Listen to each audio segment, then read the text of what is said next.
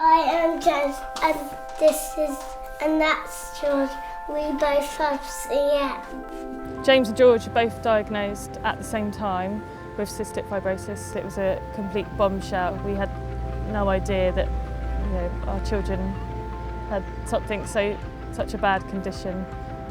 It was just a devastating time. I'm laying awake at night and it all comes back to me, and I think when the doctor said it I just sort of broke down, and it was just horrible. CF impacts on the boy's life on a constant basis. They have to have medication every time they eat. Why do you have Creon? Because it helps us solve the food. They have to have physiotherapy twice a day. They have to have a fully active lifestyle.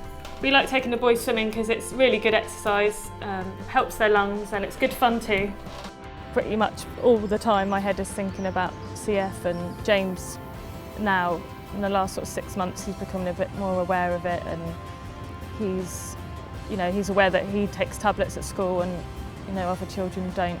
I've always tried to explain to him that people are different in different ways, like some people wear glasses, some people have black hair, some people have CF, so I've tried to make it so that he's not different, but without revealing too much of the bad things. I think the boys cope remarkably well with what they have to deal with every day. I don't know if I could cope as well as they do. The life expectancy does play on my mind quite a lot. Maybe not so much the numbers, but just the quality of life that they might have. Yeah, of course you think about it, and you try and do everything you can to help them enjoy their life here and now rather than thinking about the future. I think the main thing that I find difficult to come to terms with is just not knowing what's around the corner. When people talk about their children, they talk about when they grow up or like having grandchildren. We don't know if we'll be able to have grandchildren, or we don't know if the boys will be able to have children themselves. Because we both carry the CF gene, there's a 1 in 4 chance that if we have children, another child will have CF. So that's made our mind up that we're not going to have any more children. I remember when James was diagnosed, we said that we were glad that we didn't know, because otherwise we might not have had George. So I don't think, we probably would have done something different, but I'm glad that we found out when we did, because we wouldn't have had, we might not have had our George. Huggy. No! No huggy. No big.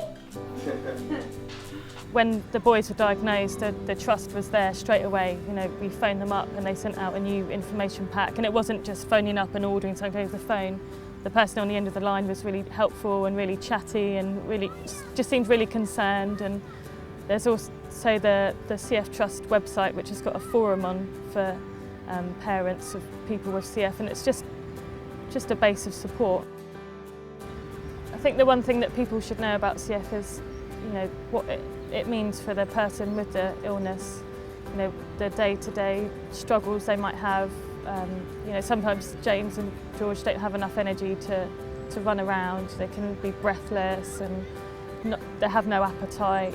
We make sure that they have lots of fun and lots of activity, because life might be short, so we try and fit in as much into their life as we can, and that's my hope for them, is that they have a healthy, long life.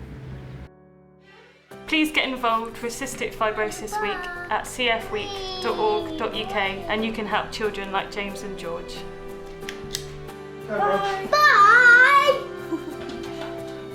Thank you for supporting the CF Trust.